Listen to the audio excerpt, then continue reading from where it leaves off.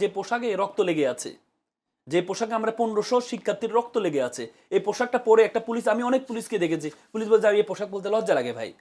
আমাদের কোর্টে যখন আসে তখন আমাদেরকে বলে যে ভাই এই পোশাক পরতে লজ্জা লাগে, এই পোশাকে রক্ত লেগে আছে। তো সুতরাং এই আগে না, নতুন পোশাকে লজ্জা লাগবে কি কেন? তাদের লজ্জা লাগবে, তাদের লজ্জা লাগবে, তাদের যাদের রক্ত লেগে আছে তাদের রক্তকে ওন করে, তাদের লজ্জা লাগবে। কারণ আপনি তো পুলিশ পরিবর্তন করতে পারেন, পুলিশ কয়জনকে আপনি শাস্তির আওতায় নিয়ে আসেন? যে এত বড় একটা ম্যাসাকার হয়েছে, কত মানে কি আপনি আশা দেখেন না জনবান্ধব পুলিশ তৈরি হবে? জনবান্ধব পুলিশ হওয়ার জন্য সবচেয়ে বড় মাধ্যম হচ্ছে আমরা পুলিশ নিয়োগ এবং প্রমোশনটা যদি রাজনীতি, আমরা দেখেছি এই যে এই নতুন সরকার আসার পরে আমরা থানায় মানুষ নিরাপত্তার জন্য যায়, বাইরে যদি কোনো মব তৈরি হয় মানুষ থানায় যায় কি নিরাপত্তা পাওয়ার জন্য। কিন্তু ঢাকা বিশ্ববিদ্যালয়ের নির্বাচিত সদস্যরা থানায় গিয়েছে জিডি করার জন্য। সেখানে যেভাবে মব তৈরি হয়েছে, থানা হামলা হয়েছে, গ্লাস ভাঙ্গা হয়েছে, মব তৈরি করা হয়েছে, সেখানে পরবর্তী একটা মামলাও নেওয়া হয়নি। তার মানে কি এই যে আগের মতো পুলিশের আচরণ, আপনি যদি সেদিন মামলা করতে পারতেন, সেদিন নিরাপত্তা দিতে পারতেন, সেদিন যদি একটা, কিন্তু পরবর্তী তারা বলছে তদন্ত করে তারা নাকি কিছুই পায়নি, অথচ সকল ভিডিওগ্রাফি সকল কিছু আছে। তার মানে পুলিশ তো আগের মতোই। কারণ আমি যদি এখন মামলা নিই তাহলে আমার এই প্রমোশন পাবে না সে। এই চিন্তা থেকে যদি বেড়ে না আসে তাহলে আপনি জনবান্ধব পুলিশ করতে পারবেন না, আপনি বরং সরকার বান্ধব পুলিশ করতে পারবেন, জনবান্ধব করতে পারবেন না। ধন্যবাদ জনাব নীলুফার চৌধুরী মনি। যেহেতু প্রধানমন্ত্রী নিজেই তিনি বলেছেন জনবান্ধব পুলিশ তৈরি করতে চান, অতীতে যারা ক্ষমতায় এসেছে তারাই পুলিশকে রাজনৈতিক কর্মী হিসেবে ব্যবহার করেছে, সেই অভিযোগ তো অবশ্যই আছে। সামনের দিনগুলোতে বিএনপি কি পারবে পুলিশগুলোকে জনবান্ধব করে গড়ে তোলবার জন্য? তিনি একটু আগে একটি ঘটনার কথা বলেছেন, শাহবাগ থানায় কোনো মামলাই নেওয়া হয়নি, শাহবাগ থানায় পুলিশের সামনে হামলা হয়েছে। তাহলে জনবান্ধব পুলিশ কিভাবে গড়ে উঠবে? ধন্যবাদ আপনাকে, যারা শুনছেন আমার সহালোচককে শুভেচ্ছা। দেখেন, পুলিশ জনগণের বন্ধু, সেবক, এটাই কিন্তু স্লোগান ছিল অতীতে, কিন্তু আমরা সেটা দেখি নাই। এটা নো ডাউট, অনেক কথা রাসেল বলেছেন যে এটা অসত্য না। পুলিশকে আমরা যেভাবে দেখতে চাই আমরা যুগে যুগে সেভাবে পাই নাই। পুলিশের জন্ম পরিচয়টা যে কারণে যেভাবেই হোক না কেন, বাইরের কথাগুলো কিন্তু সুন্দর সুন্দর ছিল। জনগণের রক্ষক, জনগণের সেবক এবং জনবান্ধব, বিভিন্ন স্লোগানও তো আছে। হ্যাঁ, স্লোগান আছে। এবারও আছে আমার পুলিশ আমার পুলিশ সবার আগে বাংলাদেশ। এর আগে ছিল মুজিব বর্ষের অঙ্গীকার, পুলিশ হবে জনতার, জনতা তার হতে দেখলাম না আমরা। সেটা ছিল আপনার সেইখানে, কিন্তু প্রত্যেকটা জিনিসে একটা ক্লু থাকে। মুজিব বর্ষের অঙ্গীকার, পুলিশ হবে জনতার। তো এই মুজিব বর্ষের দিয়ে বলেছে, তার মানে কি একটা দলকে বুঝিয়ে দিয়েছে। মুজিব যদি সাধারণের সবার থাকতে দুঃখ ছিল না, মুজিবকে একটা দল অনেকটা ডাকাতি করে দখল করেছে। আমরা স্বাধীনতা বিএনপিকে নিয়ে করলো। আমি বলি আমরা চাই সাধারণের, এটা বিএনপি যে এটা বলেছে আমার পুলিশ আমার দেশ, সবার আগে বাংলাদেশ, সবার আগে বাংলাদেশটা তো বাংলাদেশে বিএনপির স্লোগান হতে পারে, কিন্তু বাংলাদেশটা তো সবার আগে, সবার। এটা কিন্তু ওইটা স্লোগান না। বিএনপি এটা নিয়েছে ইলেকশনের আগে, উনি আসার আগে পরে উনি এটা বলেছেন। তো এই জায়গাটা সবার আগে বাংলাদেশ, এটা কিন্তু প্রত্যেকটা মানুষের হৃদয়ের কথা। তো সে যে দলই করুক না কেন। তো এখন আপনাদের যে কথাটা হলো যে পুলিশ আমাদের ওইভাবে রক্ষা করতে পারে নাই বা করে নাই। আমরা পুলিশকে ব্যবহার করেছি বিভিন্ন দল। তো বিভিন্ন দল ব্যবহার করলে সরকারি কর্মকর্তার সামনে কিছু নিয়ম নীতি থাকে, নিয়ম নীতিকে ভেঙে চুরে তোয়াক্কা না করে তারা কেন সরকারদের পকেটে উঠে সুবিধা নিল? এই সুবিধা নেওয়ার জন্য তারা কিন্তু একটা পানিশমেন্টের ভেতর দিয়ে গেছে জার্নিটা তারা মারা গেছে, তারা মেরেছে। এই জিনিসগুলো অভ্যুত্থানে অনেক কিছু হয় যেটার হয়তো ওইভাবে বিচার কখনো হয় না, কিন্তু ওই বিচার হওয়ার চেয়ে পোশাক পরিবর্তনের মধ্যে আপনার রং পরিবর্তন দিয়ে পুলিশের মেন্টালিটি চেঞ্জ করবেন তা কিন্তু হয় না। এই যে আমার ভাই বারবার একটা কথা বললেন, আমি খুব এটা টাচি, কারণ আপনি পোশাক পরিবর্তন করতে পারেন, এমন একটা কালার দিয়েছেন, নির্ণয় করেছেন যে কালারে পুলিশকে দেখা যায় না। 10টা মানুষ থাকবে, আপনি দেখবেন দূর থেকে, তা এটা তো আরও ডেঞ্জারাস। সে যদি আরও অন্যায় করতে চায় আপনি তাকে রক্ষা করতে পারবেন না। আপনি তার মেন্টালিটি চেঞ্জ না করে আপনি একটা ইন্ট্রিম সরকার, আপনি জনগণের সরকার আসবে, গণতন্ত্রের সরকার আসবে, তখন আপনি জাস্ট নোট লিখে যেতে পারেন। আপনি হাজার হাজার কোটি টাকার তসরুপ করে আপনি এটা করতে পারেন না, আপনি করলেন এবং আরো নিম্নগামী হলেন।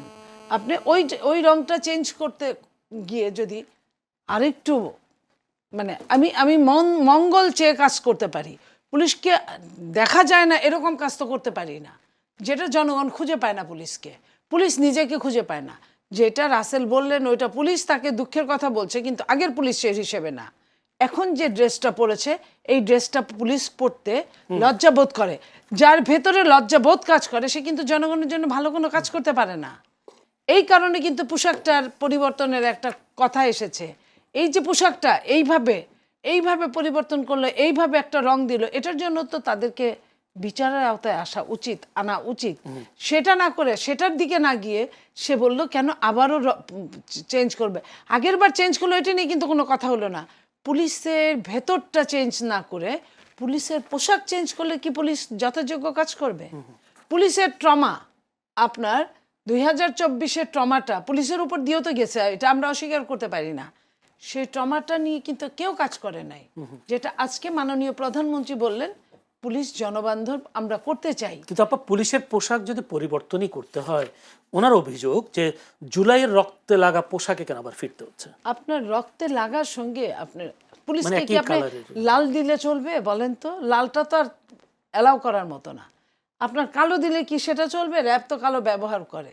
সবুজ দিলে সেটা চলবে? গাছের নিচে গেলে তাকে দেখা যাবে না। হ্যাঁ, আপনাকে বুঝতে হবে কোন কালারটা দিবেন। আপনি অন্য খয়েরি, বেগুনি, আকাশি আপনি খেয়াল করেন, হয় না। তো যে রংটাই সে পরিচিত ছিল, আপনি তার হৃদয়টাকে চেঞ্জ করেন, আপনি তার মেন্টালিটি চেঞ্জ করেন, আপনি তার মাইন্ডসেট চেঞ্জ করেন। আপনি পোশাক যেদিন পোশাকটা চেঞ্জ করলো, আমরা কিন্তু অনেক কথা বলেছিলাম। ইন্টারিম সরকার তো আমাদেরও সরকার ছিল, বাট পুলিশের এই পোশাক নিয়ে আমরা অনেক কথা অনেক বলেছিলাম। সমালোচনা হয়েছে। সেই দিন কিন্তু তারা আমাদের কথা শুনে নাই। সেই দিন কিন্তু একটা দলের কথা মতো তারা 99% সামথিং তারা শুনেছে, এবং যত অন্যায় অপকর্ম ওই সরকার একটা দলটা করেছে। কোনটা স্যার? এই একটা দল আপনি খুঁজে বের করেন, আপনি নিশ্চয়ই আপনি জানেন বললে ফেলে যে জিনিসটা দল বলতে হবে। কোনো তাদের সমালোচনা দেখে না।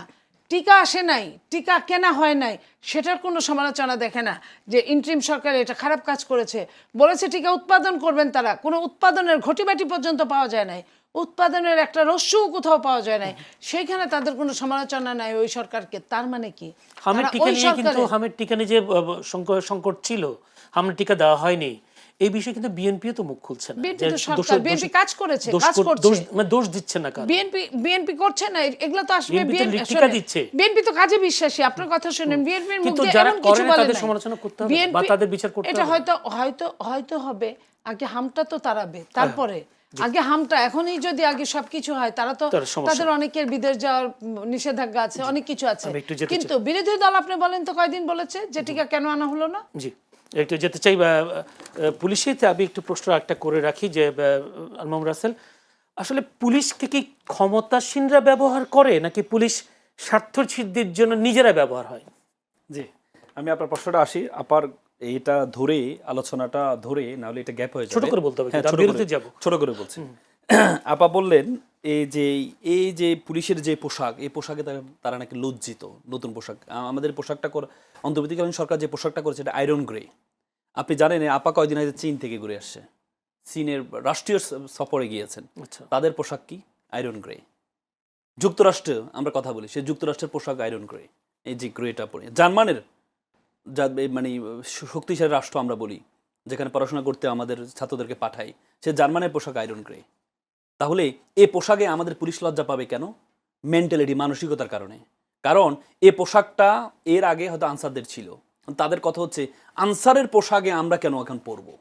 এই যে মেন্টালিটি, এই যে ক্লাস তৈরি করা, যে এই বৈষম্য তৈরি করা, যে তাদের পোশাকে একসময় দারোয়ানের পোশাকটা এটা ছিল, এটা কেন আমরা পোশাক পরবো? কিন্তু আমাদের পুলিশের চিন্তা করা দরকার, এই পোশাকটা উন্নত বিশ্বের বড় বড় রাষ্ট্রগুলোর আছে এই পোশাক। আপা বলল, এই আপনি প্রশ্ন করলেন যে তাহলে আগের পোশাকে কেন সবুজ পোশাকে আপনি ফেরত গেল, আপনি তো ভিন্ন পোশাক করতে পারতেন।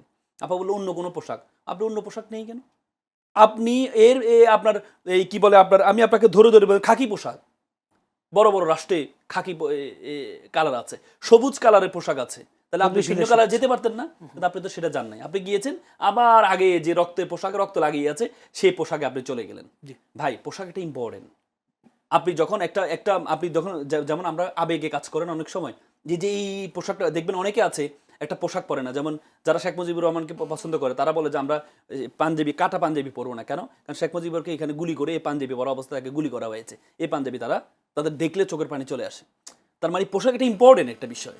তার মানে আপনি যে এই যে পোশাকটা আপনি লজ্জাবোধের, আপনি এই আপা বললেন যে এই অন্তর্বর্তী সরকার কেন পোশাক পরিবর্তন করলো? অন্তর্বর্তী সরকারের শুধু নির্বাচন আয়োজন করার কাজ ছিল না। অন্তর্বর্তীকালীন সরকারের কাজ ছিল তিনটা। অন্তর্বর্তীকালীন সরকারের কাজ ছিল সংস্কার করা, অন্তর্বর্তীকালীন কাজ ছিল হচ্ছে নির্বাচন করা, অন্তর্বর্তী সরকারের কাজ ছিল হচ্ছে এই যে কি বলে আপনার এই কি বলে বিচার করা। তিনটা কাজ ছিল, তাদের একটা কাজ ছিল না। তো সুতরাং যে পুলিশ হত্যা করেছে তাদের গরম গরম এই পুলিশের পোশাক পরিবর্তন স্বাভাবিক। এই ইতিহাস আপনি বিভিন্ন দেশের দিকে তাকান, জার্মানে হত্যাযজ্ঞের পরে জার্মানেও পোশাক পরিবর্তন হয়েছে। বিভিন্ন দেশে পোশাক পরিবর্তন হলে সংস্কারের বিষয়টা যদি আসি, বুঝিনি অন্তর্বর্তী সরকার কি সংস্কার করতে পেরেছে? অন্তর্বর্তীকালীন সরকার তো আলোচনা করেছে, আপনাদের সাথে আলোচনা, সব দলের সাথে আলোচনা করেছে। আলোচনা করার পর সবাই যে স্বাক্ষর করেছে, স্বাক্ষর করে আবার সবার আগে ওইটা বলিনি, সংস্কারের কথা বললো যে সংস্কার সবার আগে স্বাক্ষর তো আজকে সরকারি দলে করেছে। সবার আগে বাংলাদেশ সবার আগে স্বাক্ষর করে এখন তো আবার সংসদে আমরা শুনতে পাচ্ছি শুধু নির্বাচন দিবে না, এই জন্য ওনারা স্বাক্ষর করেছেন। কারণ ওনারা জানে যদি স্বাক্ষর না করেন তাহলে নির্বাচনটা সহজে হবে না। এই যে একটা প্রতারণার এক্সাম্পল ক্রিয়েট করেছেন, এটা মানে অ্যাডমিটেড মানে প্রতারণার যে এক্সাম্পল, কনফেশনাল স্টেটমেন্ট, এটা তো আমরা সরকারি দল পক্ষ থেকে ছোট্ট করে যদি এবার বলে আমরা পুরো পয়েন্টে পুলিশকে ক্ষমতাসীনরা ব্যবহার করে না নাকি পুলিশ স্বার্থ সিদ্ধির জন্য আসলে ব্যবহৃত হয়, কোনটা আসলে? দেখেন, পুলিশ তো হচ্ছে এর আগে আমরা শুনতাম সবসময় বলতো যে পুলিশ লীগ বলতো। কেন বলতো? কারণ ছাত্রলীগ যে কাজটা করতো, যুবলীগ যে কাজটা করতো, সেম কাজটা এই কি বলে পুলিশ লীগ করতো। এদের লাইসেন্স ছিল না, এদের লাইসেন্স ছিল। এরা হচ্ছে লাইসেন্সহীন, এরা হচ্ছে লাইসেন্স প্রাপ্ত। কারণ আপনি যখন এই পুলিশকে ক্ষমতাসীনটা এমনভাবেই পুলিশকে নিয়োগ দেয়, ভেরিফিকেশন এমনভাবে করে, তার দলীয় কর্মী, তার দাদা চাচা সব কিছু খেয়াল করে তারপরে পুলিশকে নিয়োগ দেওয়া হতো। এভাবে নিয়োগ করে এরপরে আমরা দেখি যে পুলিশের প্রমোশনটা কিছুর উপর নির্ভর করে। আপনি যেখানে যে যত বেশি আকাম করতে পারবে তাকে তত বেশি প্রমোশন দেওয়া হয়। যে যত বেশি আপনার এই যেমন আপনি দেখেছেন এর আগে আমরা দেখেছি যে জয়নাল ফারুক সাহেব এমপি বর্তমানে, ওনাকে যেভাবে হামলা করেছে সবার সামনে, মিডিয়ার সামনে হামলা করার কারণে কি হয়েছে? প্রদীপ এবং কি আমরা দেখেছি তাদের প্রমোশন হয়েছে। তার মানে ক্ষমতাসীনরা তাদেরকে ব্যবহার করে এবং তারাও মনে করে ক্ষমতাসীনদের মাধ্যমে যদি তাদেরকে তেলামি করা যায়, তাদেরকে সুযোগ সুবিধা দেওয়া যায়, তাহলে আমরা খুব সহজে আমাদের প্রমোশনটা হবে, তাহলে খুব সহজে ভালো থাকতে। তাহলে আলমামুর রাসেল, আমরা কি জনবান্ধব পুলিশ পাবো না? আমি আশাবাদী মানুষ।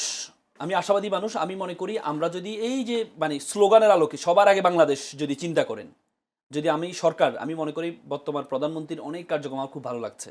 ওনার যে অ্যাপ্রোচ, চলাফেরা, ওনার যে বিহেভ, এটা আমি প্রশংসনীয়।